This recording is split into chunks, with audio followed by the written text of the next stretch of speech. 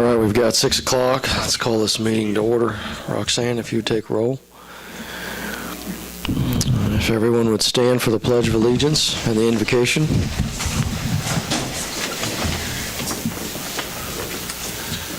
I pledge allegiance.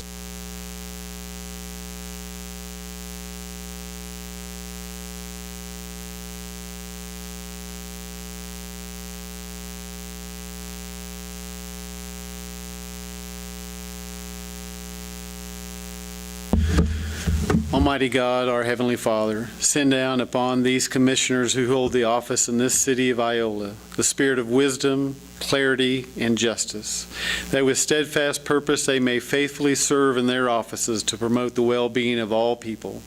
Through Jesus Christ our Lord. Amen.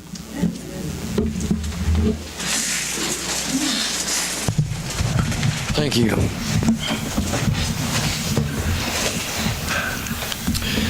Has the council had time to review the agenda for this evening? I have. I make a motion to approve the agenda. Well, I'll second that. We have a motion and a second. All in favor, please raise your right hand. Motion carries. Thank you. Now is the time for public comments. Do we have any public comments this evening?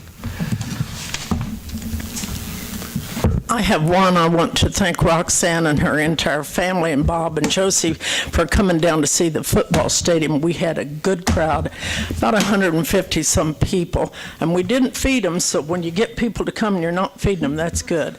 And we've had a lot of calls that we couldn't make it or we forgot it, so it was a big hit. All positive comments, all. So I just want you to know it's still an ongoing process. So if anyone has loose change, they can always give it to me. Thank you. Hey, Donna, we thank you, too.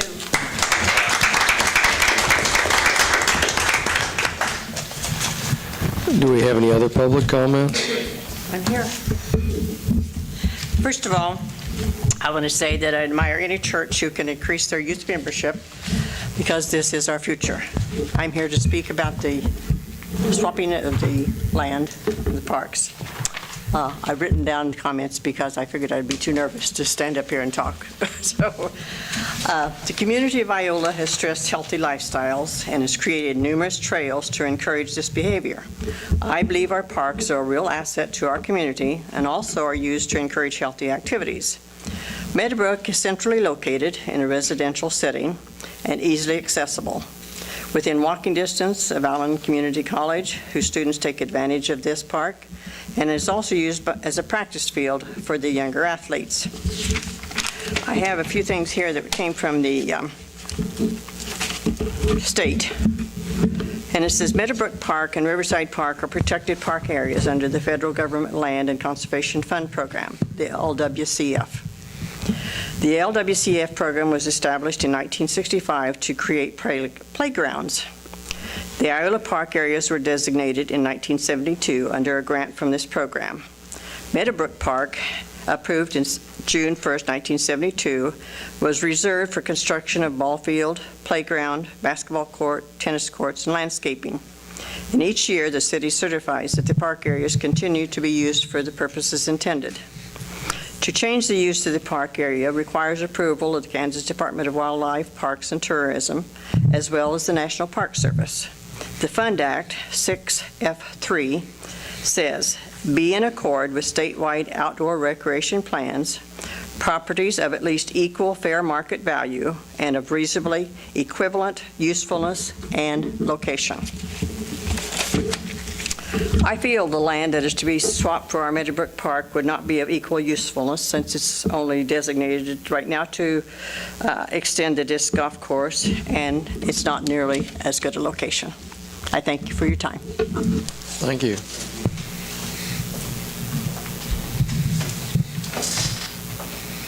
Is there a time limit on this? No. My first question is, does the church pay property taxes?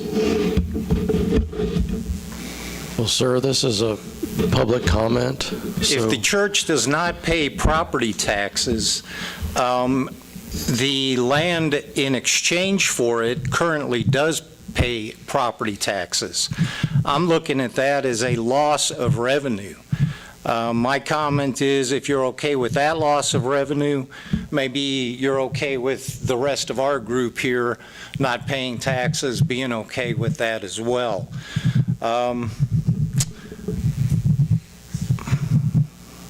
The next comment I have, when the church was there, it knew it was landlocked. They had a lot of options where they wanted to put that church. They chose to put it there. Should be there. My next comment is, how many people here are playing the proposed Frisbee golf? Doesn't seem like a whole lot of people interested in Frisbee golf. Should the exchange take place, you put a lot of time, money into a Frisbee golf course that nobody is using. Perhaps it should get put in the park where it's more visible. A lot of people have more access to it. And then should that fad go away, you can use that land back to another recreational activity. Guess that's it. Thank you. Thanks.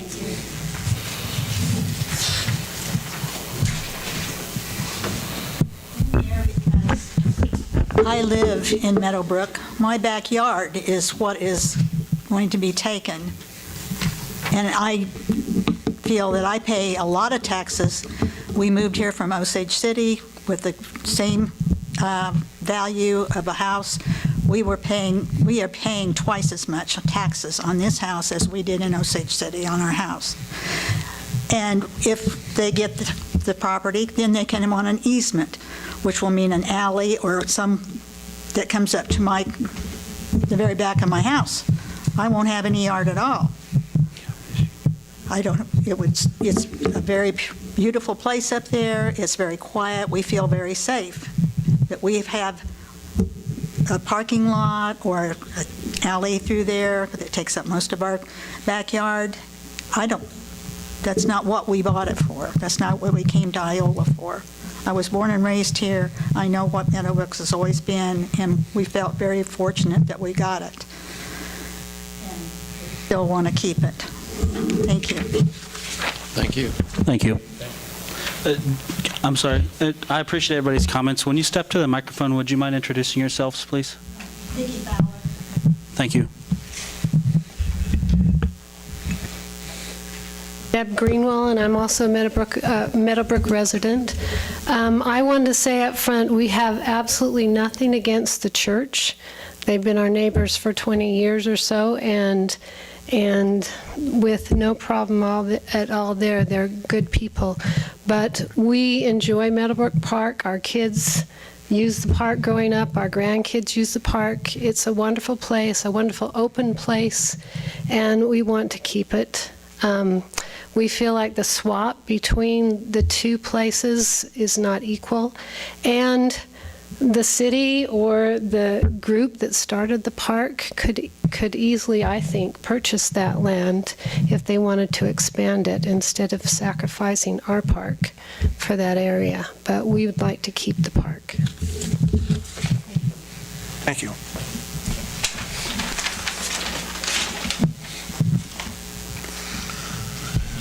I'm Jeannie Kreitz, and I live in Meadowbrook, have for over 16 years.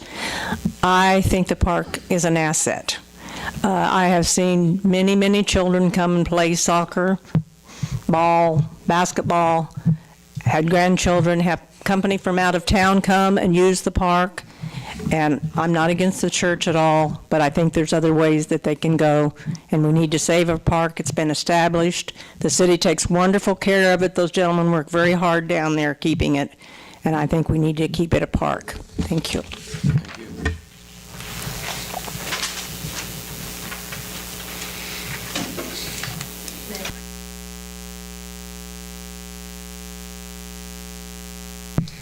I just want to correct something. The city did not buy that land. The city owned the land that we did that golf course on. The city did not have anything to do with us getting that grant for for the disc golf course, and it is used a lot. Hadn't been used much now because the EPA tore up hole 1 and 2. But we do have people playing on it, but the city had nothing to do that. They did help us, but they didn't start it. It was all CITF's idea. We're a total separate entity under the city umbrella just to park our money there. I got that Kleenex. Whose is it? I did it.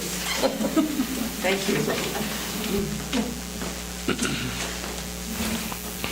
I'm Randy Johnson. I'm the pastor at First Baptist Church. I appreciate your comments. I really do. The last thing in the world we want to do is create a problem for anybody. I think Terry spoke at the last meeting and shared that we were just looking for options, opportunities for us to expand. We're out of space, as the gentleman said. We're landlocked. I've only been here for a year, so I wasn't here when they made the decision to buy the property.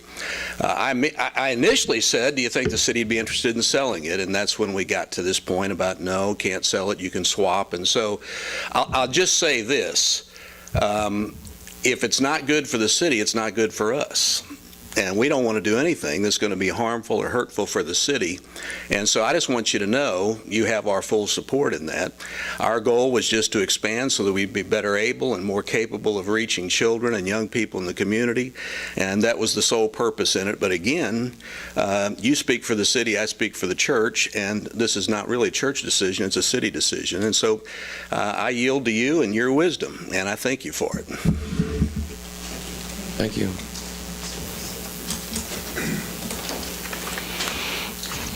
All right, do we have any other comments at this time?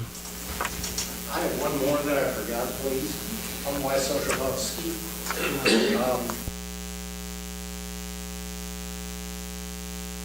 What happens the next time the church needs an expansion? Will they continually be eating up Meadowbrook Park since we set a precedent here? I mean, all power to them. But, you know, if they become a Joel Osteen megachurch, that's probably going to take both sides of the property there, and who knows where it's going to go from there. What other accommodations in the future will churches ask for you as far as trading, since you did it this one time as well? Thank you. Thank you. Am I wrong, then this isn't done, right? It wasn't swapped. No. So what's that? Do we have any other comments? Oh, I know. So Sid, this particular issue, can you give us a quick update on the timeline? I contacted Kansas Department of Wildlife and Parks, and actually Carl did that. We did that together on Monday and followed up with them later last week. And they are scheduled to be out here on Thursday, September 1st. I think that's September 1st is the right date. I think that's Thursday, to do the site visit and kind of just see if that's even something that's plausible that those lands could be swapped. So that's kind of the status of that right now. Okay, so nothing has actually happened on this issue. We're just right, because we can't really say one way or the other unless we absolutely just don't want to do it. We can't say one way or the other until we know that it is possible with Kansas Department of Wildlife and Parks. They're the ones that kind of determine that. Thank you. So at this point, this issue is on hold for a while yet. Thank you. It will be September 1st, Thursday, I believe. I'd say regardless, though, I would like to congratulate the church on growing their youth population to the point where they are outgrowing a building. I mean, that's a great thing in today's world. There's not enough positive things for kids sometimes, and congratulations.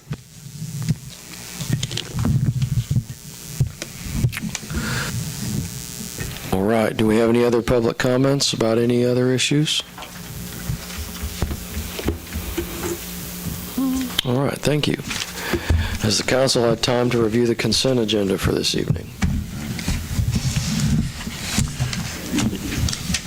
Yes, I'll make a motion, we approve the consent agenda. Second that motion. We have a motion and a second. All in favor, please raise your right hand. Motion carries. Thank you. Moving on to new business, item A, financial report.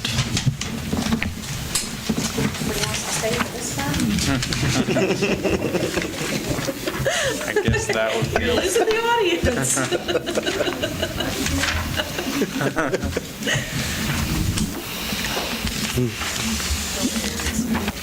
It's not as exciting, sorry.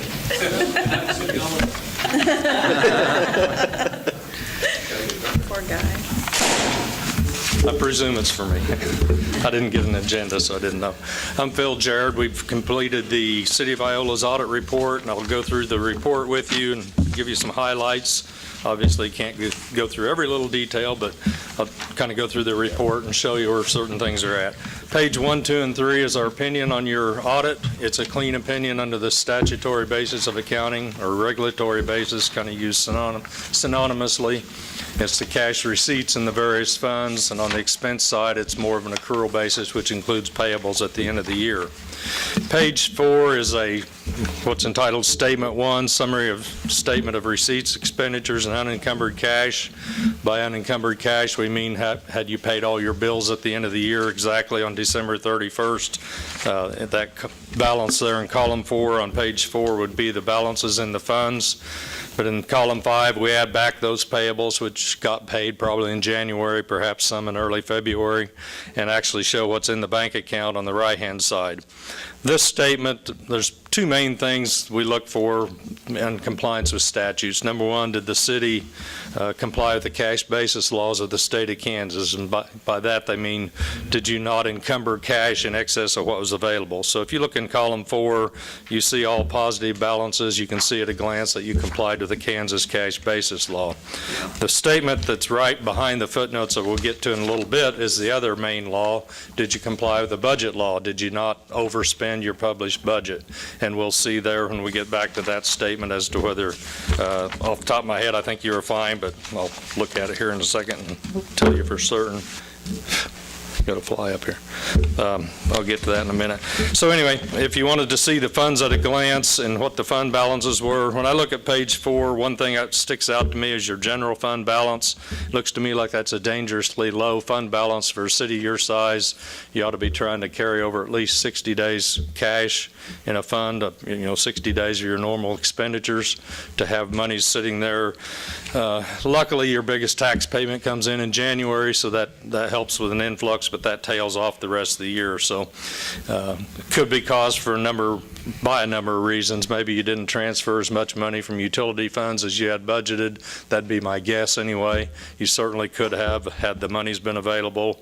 When I look down and I see the gas utility fund balance went up very nice, there could have been monies there that could have been transferred. So there's funds available there had something else occurred that you would have needed the funds. But that's just kind of the gist of that statement. The next page, page 5, takes those same balances in the right-hand column of the previous page, in other words, what's in the bank by fund, and shows you the type of accounts that it's sitting in and the reconciled balances of the various bank accounts, which we've confirmed, et cetera. Page 6 is the beginning of the footnotes. Footnote number 1 is the largest footnote, the longest footnote, summary of significant accounting policies. Probably hasn't changed in wording for a number of years, but it does let the users of your financial statements know what policies are being followed in preparing the financial statements.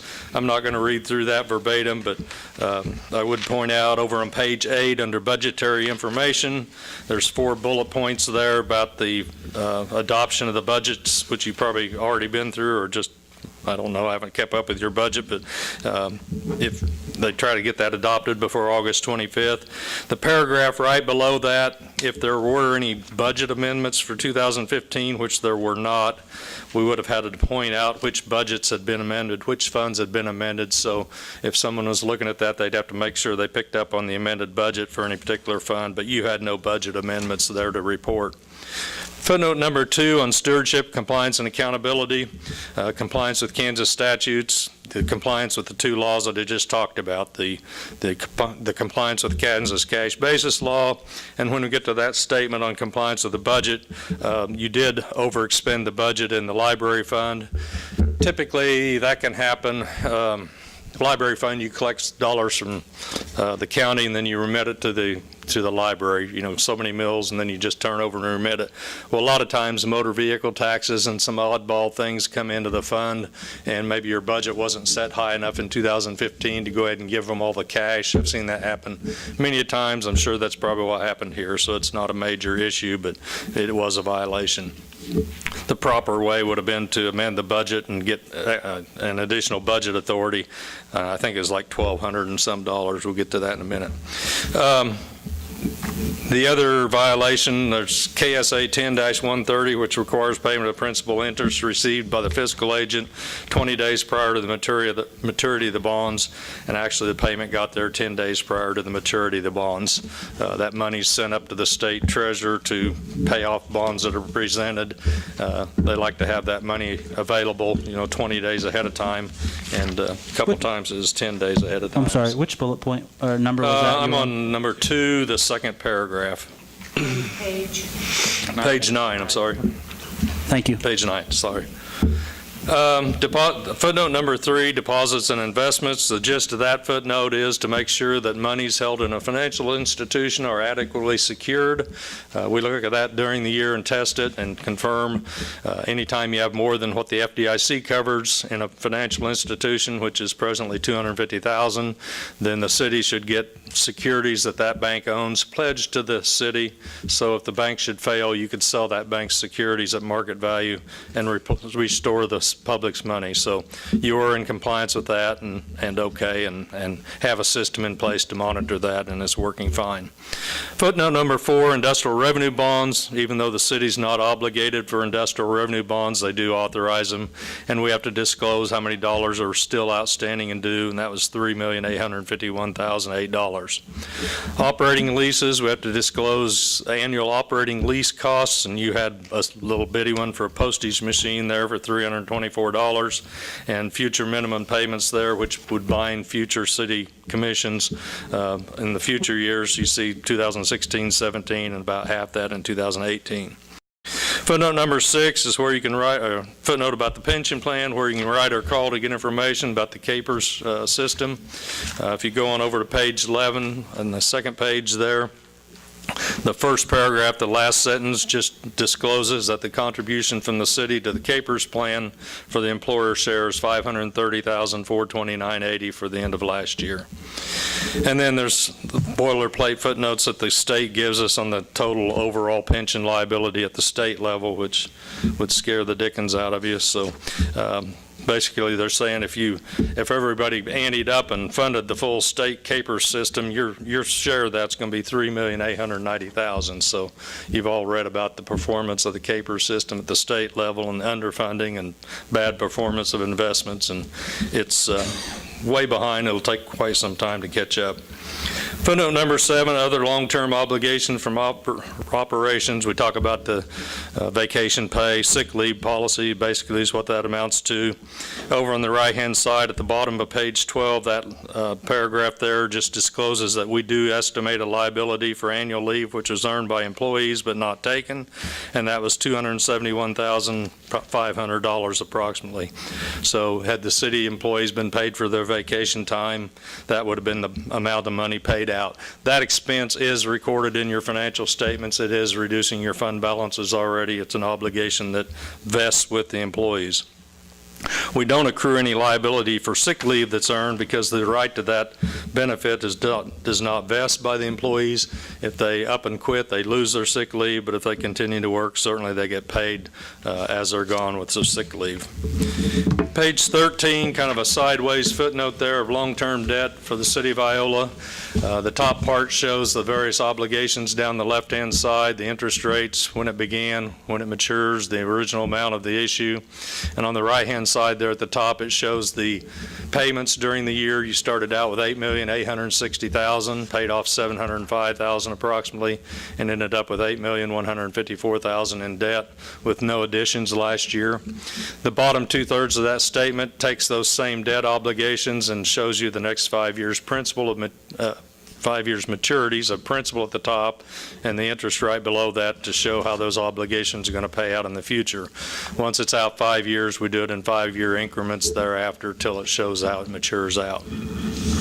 Footnote number 9 at the top of page 14, economic dependency, just to disclose to users of the financial statements that the city collected 14.5% of its electric revenues and 9.65% of its gas revenues from Gates Rubber Company, and you collected 15.06 of your electric revenues and 13.25% of gas from Russell Stover Candies. So 2 large users of your utility systems, and be important for a user of the financial statements to know whether one of those companies left town or still in operations, because it certainly affect the operations of the enterprise systems. Footnote number 10 on risk management, we have to disclose how the entity handles its exposure to risk, and for the most part you do so like most entities. You purchase various insurance policies, but you also have a health insurance fund to provide for employee benefits for the health insurance, and you contract with Blue Cross Blue Shield to be the claim supervisor, and you have a stopgap policy to pay any of those claims that aggregate over $50,000. So kind of a self-funded mechanism there for health insurance. Footnote number 11 on capital projects.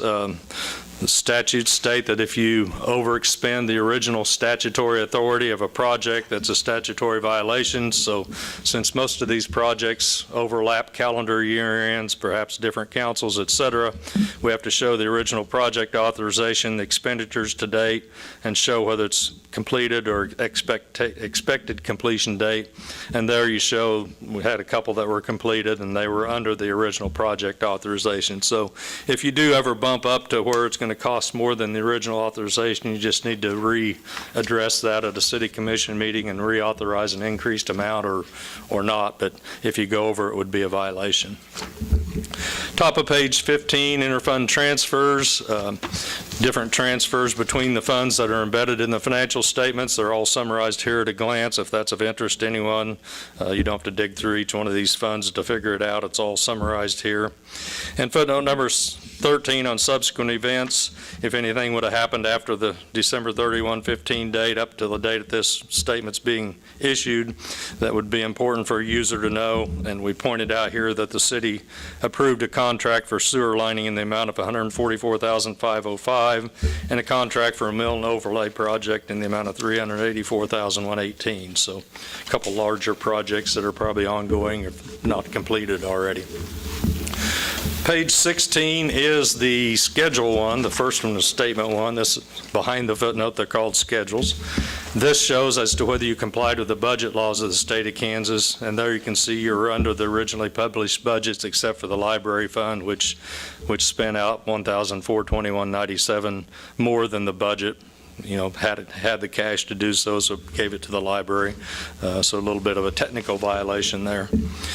The other statements on back through the end of the audit report, I won't go through them in detail, but these are the statements I like to look at. They are each one of the funds. They show, the first column shows 2014's income and expenses. The second column shows 2015 for comparative purposes there compared to the budget and whether it's over or under. I would remind you that you're not bound by any line item income or expenses. You're only bound by the total expenditures of a fund. So that schedule we just went through shows total expenditures compared to budget. But for management reasons, you do try to budget as close as you can to the line item, but you don't have to be held to the individual line item. If you look at page 21, 21 is that library fund, for example. You see it always zeroes out. The money that comes in is given over to the library, and when the 15 budget was prepared, it had a budget of $218,089, but we actually had a little more cash than that to give to them, $219,510.97. So it did zero out, and all the cash was given to them as it would be if you'd have waited till after the first year and done the same thing. It's just got caught up on a technicality on that budget violation. Flip through here and see if there's page 26 is your equipment reserve fund. You've had some fairly healthy transfers in the past to the equipment reserve fund. It's got a pretty healthy balance in it. I'm sure there's needs for equipment, et cetera, but, you know, those transfers are discretionary, so a fund could have, for example, the general fund had a lower cash balance. It could have chosen not to transfer money to this equipment reserve fund last year and boosted its cash balance up a little bit. So those things you could do to get your cash balance back up. The page 31, the electric utility fund, when I glance at that fund, the one I think you need to watch very close, it looks to me like it's spending out more than it takes in a year. You know, last year's even more than this year, a lot of it due to transfers, but and I see a couple of large capital outlays there last year and this year, 800 and some thousand, so looks like some one-shot things, maybe not one-shot, but large capital items that you had to pay out of the annual budget, but it's down to 660,000 in cash, and of course, if it continues to spend out 200 more than you take in, obviously you only got about 3 more years before trouble hits, so you need to watch your electric utility fund and the trend that's showing there. Water utility funds on next page, similar but not near to that extent. Gas utility on page 33 is kind of flip-flop the other way. Most cities' gas funds are pretty healthy right now because the prices went down, and you know, you don't quite pay as much as you're taking in, but when that thing turns around and you got to pay out for gas and you got to buy gas in the last 3 months of the year and don't sell it to the next year, it can eat that fund balance up in a hurry. I don't think there's any other. Page 38 might be of interest, your employee health insurance fund, where you are somewhat self-insured there. You can see there last year we spent out 32,000 more than took in, and then 2015 is 133,000. So again, another fund to watch. Make sure you're taking in enough charges to cover the expenses on that fund. And page 41 is agency funds. These are funds that are not really the city's money. The city has an account for it, administers it, and fiduciary responsibility for it. So we show those monies there because they are in the bank account. Main thing I look for is there is to make sure none of them's got a negative balance, and make sure they're all holding their own. In the front of the report are a couple unbound letters. One of them has a date of August 2nd on it. We had a correction that I brought up. I think she passed that out to you. And I'll get to it here in a minute and deal with that. But this is a letter of presentation, required communication from us or anyone as auditors to those in charge of governance, which in this case is the full city council.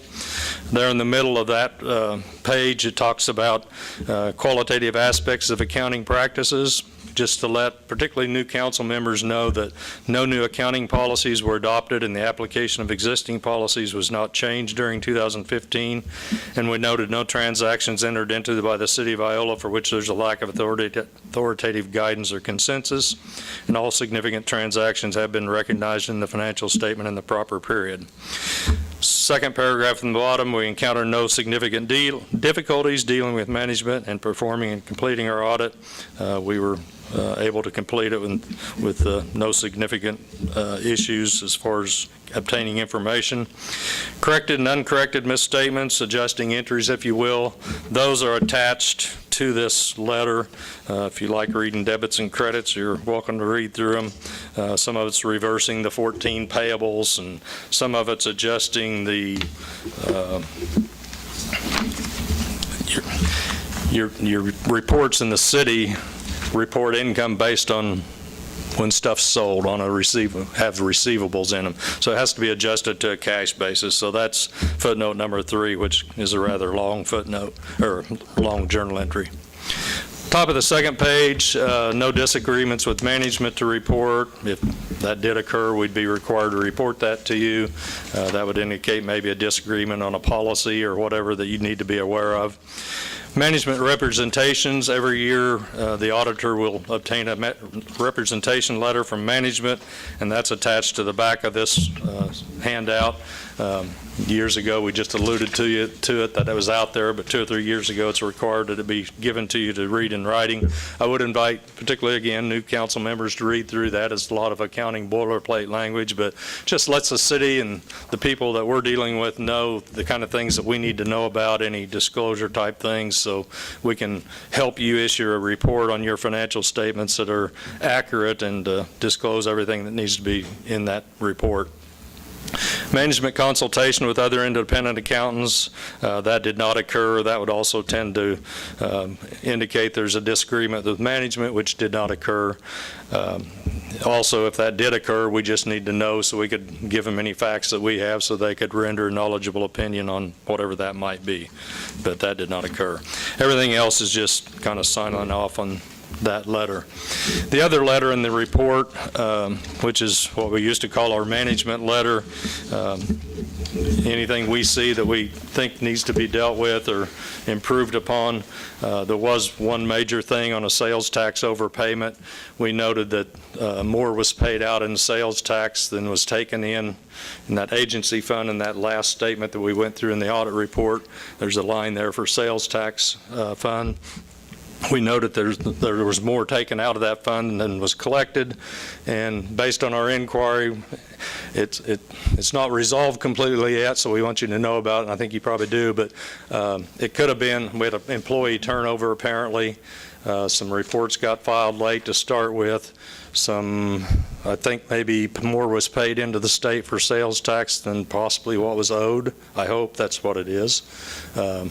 Probably there's some exempt sales that probably weren't backed off in the sales tax reports, my guess. But anyway, it's an open issue. I don't know if it's occurred in 16 or not, but you just need to be able to follow up on it, get a report back on that, and resolve that issue. That's everything I have. If you have any questions, I'll be glad to try to answer them, or if you have any later, I'd be glad to try to get you an answer. On sales tax, depending on what your sales are, how much you take in? Sales tax can be paid on an accrual basis based on when you bill. Normally, they're paid on a cash basis based on when you collect it. So I don't know without looking at your sales tax reports where you're at or how you're reporting. On what we bill. Okay, so if you're doing it on what you bill, you're always going to be paying out sales tax before you collect it. So you would expect that sales tax agency fund to have a negative balance in it at all times, and it did have until this year, and then it was replenished to almost zero, which I like to see it as zero, but I don't know that you can change horses in the middle of the stream, but you send out bills and then 30 days later you collect it, so you may be behind almost 2 months in paying out for sales tax, and then what happens when somebody doesn't pay, have a bad debt? Are we getting that wrote off and collected back in the sales tax report? That's another thing to watch. The other thing is, are we paying in sales tax based on the same rate that we're charging our consumers, or is somebody not getting charged out there that should be, or at a different rate? So we need to watch that, and that whole thing just needs to be tied out and reconciled. Do we have any other questions? Okay, thank you. All right, thank you. All right, we need a motion for approval. We need 3 motions here. Okay. I'll second that motion. We have a motion and a second. All in favor, please raise your right hand. Motion carries. Thank you. I will go ahead and make a motion to approve the 2016 audit proposal contract with, where is it here? Jared Gilmore and Phillips. I'll second that. We have a motion and a second. All in favor, please raise your right hand. Motion carries. We need a third motion. And I will make a motion to approve the resolution of the gap waiver. I'll second. We have a motion and a second. All in favor, please raise your right hand. Motion carries. Thank you.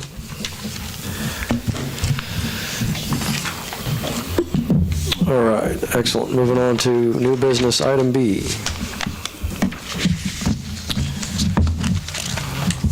Blue Cross Blue Shield Insurance. It's just our normal renewal. We only had a 2.99% increase. And since we were funding it at the 125% level this year, we don't feel like an increase is warrant. It would just be a strain on the budget, and we're covering our needs right now in the fund. As you can see, the balance is $561,347. So with such a slight increase, and that's the recommended increase. It's not actual cash out. Any questions? Am I making myself clear?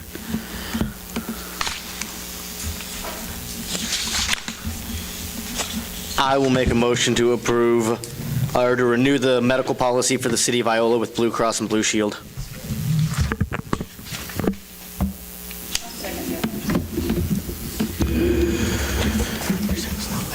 All right, we've got a motion and a second. All in favor, please raise your right hand.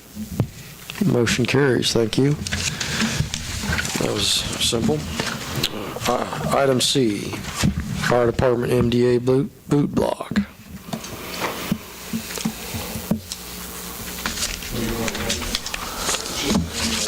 I say it's pretty self-explanatory. They do it every year, and I'd make the motion that we approve the boot block. Second. All in favor, please raise your right hand. Motion carries. Is there any way to just make that a policy so it doesn't need to come to the council?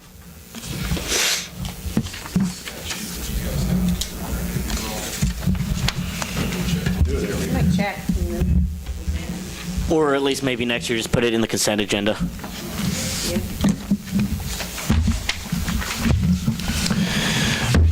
Unfinished business, item A, CDBG, sanitary sewer improvement.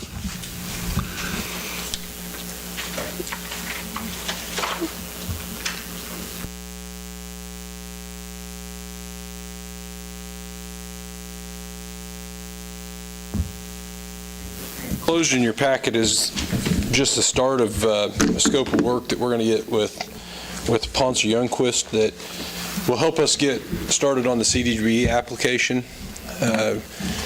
It will help us to gather the information needed for that application. So it's just a step in the direction for next year's application. So it's probably one of those minor things that we don't necessarily have to have your approval on, but we thought we'd just bring it to you to get approved, and then we'll move forward with that. So. This is the writing of it, right? Because the last one helped us with this survey, the door-to-door. No. Southeast Kansas Regional Planning will actually write the grant application for us. This is just for the data for the application itself. More of the collection of whether or not, what lines do we need to do, what lift stations do we need to do, what repairs do we need to do to those lift stations, the more technical aspect to include in it, I suppose. Who was the one doing the door-to-door stuff? Door-to-door? Yeah. To figure out our LMI. We haven't got to that part yet. Oh. Sid and I are going to have to sit down and figure that out. Well, I thought we had approved paying for that at that time. Some company. Last time we did that, wasn't it a volunteer effort? I think wasn't it the CITF group that did it? Years ago. There was lots of setting up at Country Mart and going door to door and all kinds of stuff. Yeah, it's a long process, and we'll have to define that target area if we want to do the whole city to get that LMI, or if we want to shoot for just an area around where we're going to do the improvements to get that LMI. I'll have to dig back through the notes. I'm pretty sure we talked about that. Anyways, we have talked about it. Well, about hiring. I mean, I thought we approved hiring somebody to do that. Oh, yeah. The one in Wichita would go door to door. That's not the one that Carl went with, though. We went with Southeast Kansas Regional Planning that will just write the grant. They won't do the door to door. No, it was. Send out surveys like for the college kids. I think they will help draft the survey, but they're not going to do the actual physical legwork of going door to door or sending them out. We'll have to do that internally. Yeah. I would. Because the LMI is the most important part of it, so if we don't get Correct. that, then. And that's another reason to push it back from this year, of the deadline, to next year. Give us a little bit of time to figure out a plan of action of how we're going to gather all those surveys in. And like I said, I don't know that we'll do citywide. It may be the case where we go, here's where our target area is going to be. Let's go get the LMI for that. It'll probably be quicker. So. And that's kind of how we're going to hit that mark anyway, I think, isn't it? What's that? To go target area, well, I mean, like the area where the work's going to be done or whatever. It's probably going to be the quickest way. Yeah. And this idea behind this study, my belief is to help define.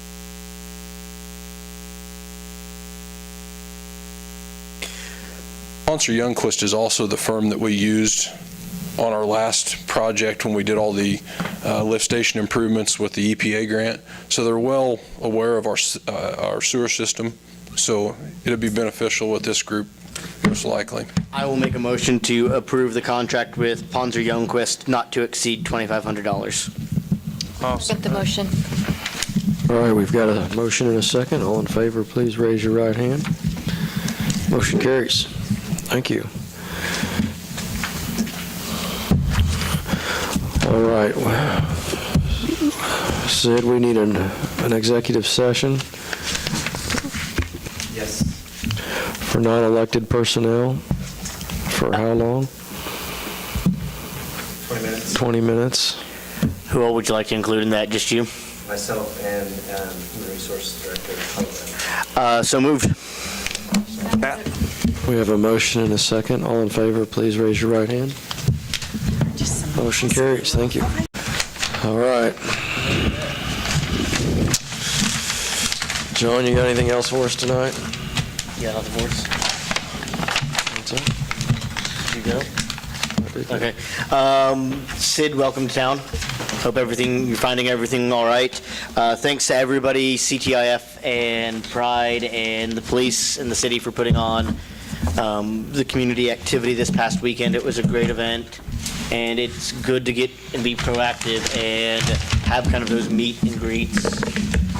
They're great for morale on both sides, so thank everybody. And remember, kids are back in school. Keep your eyes out, slow down in the school zones. Thanks, John. Nancy? Yeah, just welcome to Iola. Hope you and your family are enjoying it so far. I was glad to see you at the city picnic and out there on Saturday. And thanks to everybody that came and made the Support the Blue a success. It was a really neat event. It was nice because there were people here from out of town at the ball games, and they came, oh, what's this all about? Why are you doing this? And so that was kind of neat just to explain to them that we were just trying to have a good, positive activity for our community, just so that everybody can get together. There's so much negativity in the world. Let's do something positive. So it was really a neat event, and it was a lot of fun. So thanks to everybody for coming out, and thanks to Donna again for the football stadium stuff. Sorry we didn't get over there to see it, but I'll get in there someday to see it. So I guess that's all I've got. Thanks, Nancy. Beverly?